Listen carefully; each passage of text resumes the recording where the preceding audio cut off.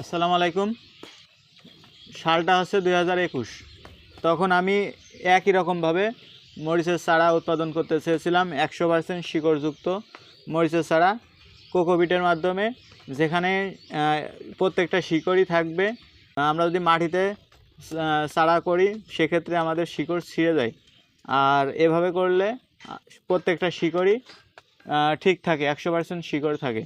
তো আমি এরকমভাবে আমি করার চেষ্টা করেছিলাম 2021 সালে। তখন আমি আসলে করতে পারিনি। তখন আমি লসের সম্মুখীন হয়েছিলাম। আমার প্রায় 5,000 টাকার মতো সব মিলিয়ে লস হয়েছিল। আমি আবার এখন 2025 সালে আমি আবার শুরু করছি।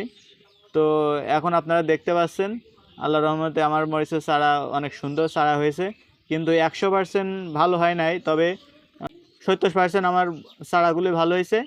তবে আমি অনেক জানার চেষ্টা করলাম, অনেক কিছু বোঝার চেষ্টা করলাম কেন আমার হয় না, অন্যদের হয়, কেন আমার হয় না।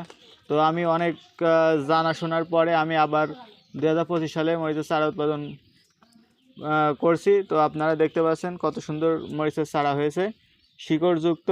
তো আপনি যদি বারবার একটি কাজ করতে থাকেন এবং কি ভুল আছে সেখান থেকে আপনারা সেই ভুলগুলো সংশোধন করে আবার যদি করেন, ইনশাল্লাহ একদিন না একদিন আপনি সাকসেস হবেনই। তো সবাই আমার জন্য দোয়া করবেন। আসসালামু আলাইকুম।